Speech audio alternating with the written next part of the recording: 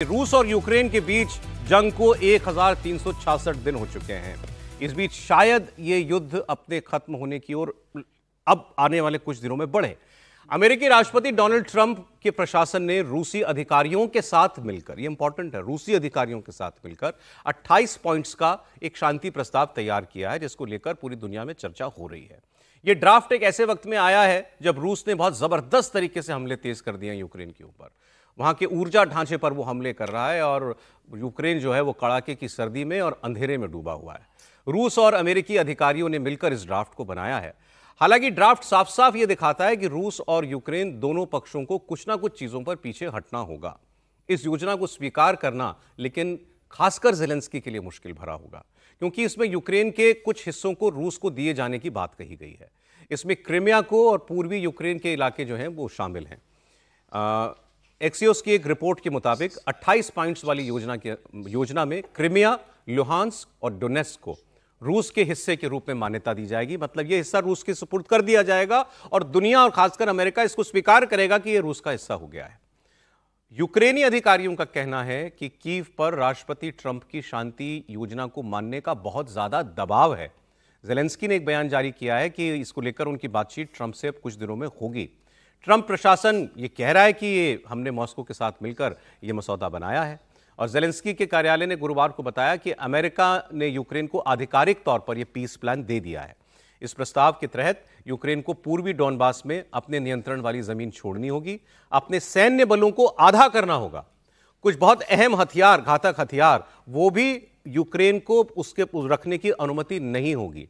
और ज़ेलेंस्की के कार्यालय ने यह भी कहा कि यूक्रेन के राष्ट्रपति को आधिकारिक तौर पर ड्राफ्ट मिल गया और अमेरिकी आंकलन के अनुसार उन्हें डिप्लोमेसी को मजबूत करने में ये जो ड्राफ्ट मिला है ये उसकी मदद कर सकता है। इसमें और भी कुछ शर्तें हैं, जैसे उनको रूसी भाषा को मान्यता देनी होगी और जो 2013 में जो क्रिमिया ले लिया था रूस ने, उस पर अब अमेरिका जो है उसको भी मान्यता देगा, लेकिन यूक्रेन अपने नक्शे में इन चीजों को दिखा सकता है। साहब ये भी डील गजबी है। $100 अरब भी मिलेगा सर, $100 अरब भी दिया जाएगा पुनर्निर्माण को दिया जाएगा। रूस की जो प्रॉपर्टीज जब्त की है उसमें से $100 अरब यूक्रेन को रिडेवलपमेंट के लिए दिया जाएगा।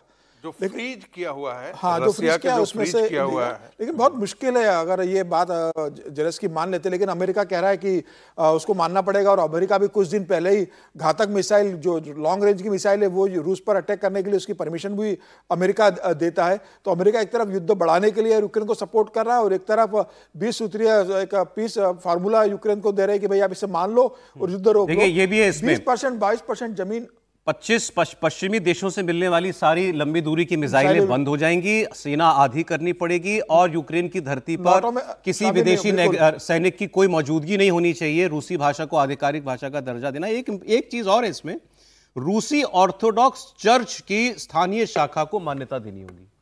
वहां पर उनका रूसी ऑर्थोडॉक्स चर्च का कुछ वहां पर होगा, रूस का और यूक्रेन के बीच में चल रहा होगा। ये सब बात और ठीक है, लेकिन मुझे लगता है कि जमीन छोड़ना ये बहुत मुश्किल होगा कि 20-22% अगर वो छोड़ता है जमीन तो यूक्रेन के अंदर तो रिवॉल्ट होगा। नहीं मतलब ज़ेलेंस्की देश में कैसे रह पाएंगे? देश की जनता कहेगी ना, जिस चीज के लिए आप लड़े, अपनी जमीन का 1 इंच हम छोड़ना नहीं चाहते और आप 20% जमीन दे रहे हो, तो मुझे लगता है कि एक्सेप्टेबल होगा नहीं। आप क्या स्वीकार करेंगे इस मामले को? इससे तो ऐसा लगता है कि ये सब ज़ेलेंस्की की विदाई की तैयारी की है। ये उसमें एक और भी शर्त है कि 100 दिन के अंदर जो है वो आपको इलेक्शन कराना होगा। इसका मतलब कि ज़ेलेंस्की की विदाई जो आप कर रहे हैं वो बिल्कुल एजेंडे पे है। दूसरी बात, यूरोपियन यूनियन ने इस प्रस्ताव का विरोध किया है और यूरोपियन यूनियन नहीं चाहती है कि ये तो है कि जैसे हम रिवॉर्ड कर रहे हैं उनको जो है वो एक ढंग से पुरस्कृत कर रहे हैं कि जो रसिया ने किया है यूक्रेन के अंदर। अच्छा, आप क्रिमिया पर जो है वो लीगल अथॉरिटी तो पहले से है, बाकी और पर जिस पर अभी कब्जा कर लिया है उसको कह रहा है कि वो रसिया का हिस्सा रहेगा, लेकिन लीगल राइट जो है वो यूक्रेन का रहेगा। यानी कि एक डिफैक्टो और डिजूरे दो तरीके होते हैं। डिफैक्टो तो जो है वो तो रहेगा, वही रहेगा। डिजूरे जो है वो यूक्रेन ही रहेगा, उसी का हिस्सा रहेगा, लेकिन डिफैक्टो उसका शासन किसका रहेगा? तो रसिया का रहेगा। वो तो मैं कह रहा हूं केवल नक्शे में दिखा सकता है। ये मजेदार बात है। ये अजब का जी कह रहा हूं, इसमें आप देख नहीं रहे, एक बारीक पॉइंट क्या है, बड़ा बदलाव हुआ है। पहले यूक्रेन को लेकर, रशिया को लेकर अमेरिका ने एक प्रस्ताव रखा, शांति प्रस्ताव रखा, जिसको वहाँ पर चर्चा भी हुई, उस पर ट्रंप साहब ने अपनी वाहवाही भी कर ली।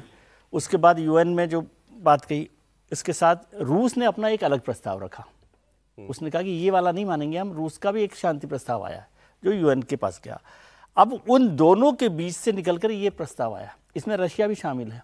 इसको इस बात को भी समझने की जरूरत है कि रशिया इसमें शामिल है और अमेरिका जो है यूक्रेन को रिप्रेजेंट कर रहा है, समझे। तो वो 28 पॉइंट पर, तो यदि ये दोनों लोग जाते हैं तो मुझे लगता है इससे रास्ता निकलेगा और जेलेंस्की साहब की विदाई तो तय ही है। इसके बाद वो सम्मान के साथ होगी। यदि वो इलेक्शंस और उस तरह से हो जाएगा तो बेहतर है, नहीं तो उन पर बहुत सारे करप्शन चार्जेस। आपको लग रहा है कि ये फाइनली एक्सेप्ट हो जाने वाला फॉर्मूला लग रहा है? इसमें से कुछ कम ज्यादा और हो जाएगा। देखिए, कोई भी समझौता होता है तो दोनों को पीछे हटना ही होता है। रेजोल्यूशन की तरफ बढ़ते हुए मुझे दिख रहा है। हाँ, क्योंकि ये एक बड़ा स्टेप है, बड़ा। जेलेंस्की के लिए यूक्रेन में रहना मुश्किल होगा। 20% जमीन छोड़ के जंग रुकनी ज्यादा जरूरी है ना, एक आदमी से ज्यादा कि जंग रुके ज्यादा।